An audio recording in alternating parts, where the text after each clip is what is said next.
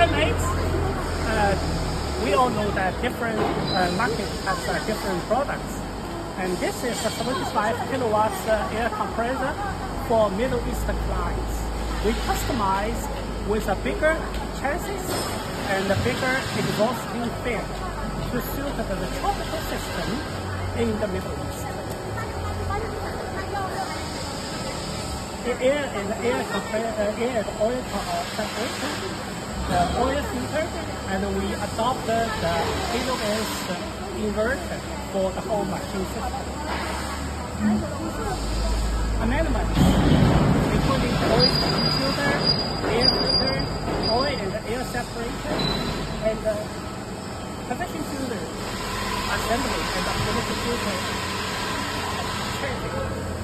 So this machine is a 75 kilowatts, can generate 11.6 cubic meter per minute of air output, FAD.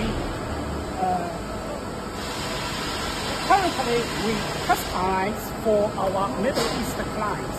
So every client's target we can meet.